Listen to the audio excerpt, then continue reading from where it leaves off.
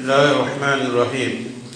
حضرات گرامی، اللہ تعالیٰ نے فرمایا ہے جس کا ترجمہ کہ اللہ کے یہاں بے شک مہینوں کی تعداد 12 ہے اور ان میں سے 4 قابل احترام ہیں۔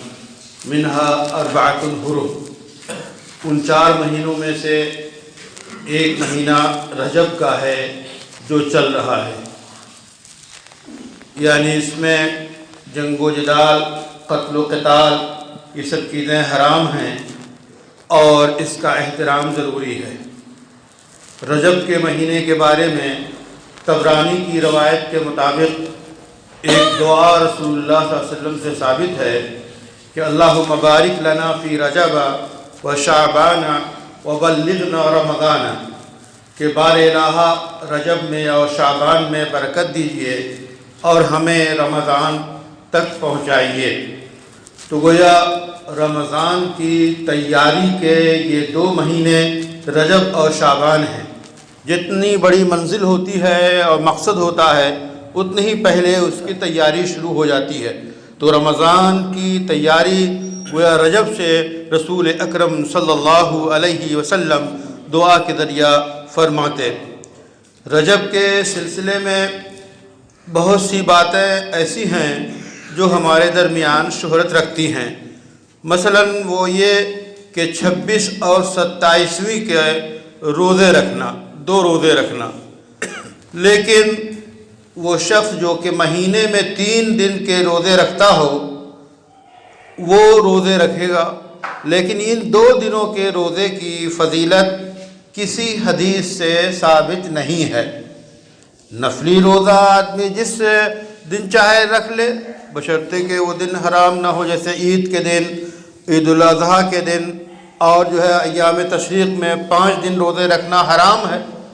اس کے علاوہ نفلی روزے رکھ سکتا ہے، لیکن کوئی خاص روزہ 26 اور 27 کا کسی حدیث اور روایت سے ثابت نہیں ہے۔ اسی طرح ایک چیز اور ہے کہ نفس واقعہ معراج کا، جو رسول اکرم صلی اللہ علیہ وسلم کا انتہائی البیلا طویل ترین، اس سے بڑا کوئی سفر نہ ہوا ہے نہ ہو سکتا ہے، وہ سفر معراج ہے۔ اس کے 2 حصے ہیں، ایک معراج، ایک جو ہے اسراء ہے، یعنی مکہ مکرمہ بیت الحرام سے لے کے مسجد اقصیٰ تک کا ایک سفر ہے۔ یہ سفر قرآن کریم سے ثابت ہے، یہ سفر قرآن کریم سے ثابت ہے۔ اس کے بعد دوسری منزل ہے مسجد اقصیٰ سے لے کر عرش تک، اور جہاں چاہے اللہ وہاں تک کا سفر، یہ اسراء اور معراج کہلاتا ہے۔ تو 2 منزل ہے، یہ 2 قسطوں کا سفر ہے۔ ایک قسط قرآن کریم سے ثابت ہے اور دوسری قسط جو ہے وہ معتبر ترین صحیح روایات سے ثابت ہے۔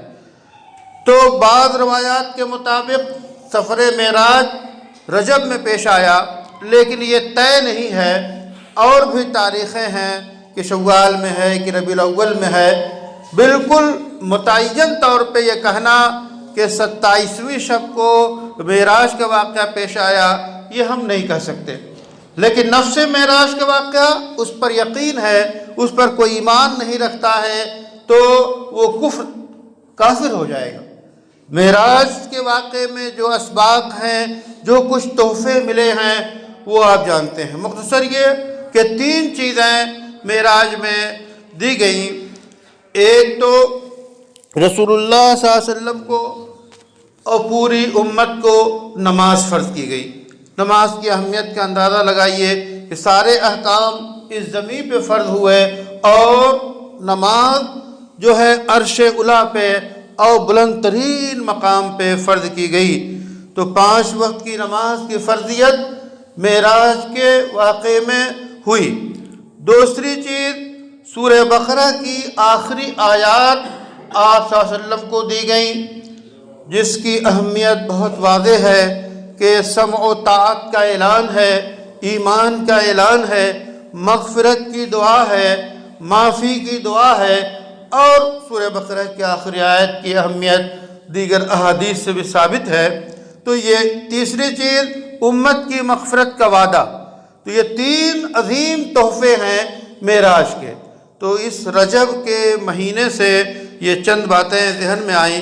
اللہ تعالی ہمیں توفیق دے کہ ہم رمضان کی تیاری کریں، اور جو واقعہ اور رمضان کی تیاری کے ساتھ ساتھ وہ تمام چیزیں جو اس مہینے سے متعلق ہیں ہم ان کا اہتمام کریں۔ اللہ سے دعا ہے کہ ہماری اعمال کو اور ہماری نیکیوں کو جو ہے قبول فرما، ہمیں ہماری اولاد کو نماز کا پابند بنا، اور ان کو ہماری آنکھوں کی ٹھنڈک کا ذریعہ بنا، اور اللہ تعالی ہمیں ہر وہ چیز عطا فرمائے جس کو رسول اللہ صلی اللہ علیہ وسلم نے مانگا ہے، اور ہر اس چیز سے ہمیں بچائے جس سے بچنے کی آپ صلی اللہ علیہ وسلم نے دعا کی ہے۔ ربنا تقبل منا انك انت السميع العليم وتب علينا انك انت التواب الرحيم برحمتك يا ارحم الراحمين۔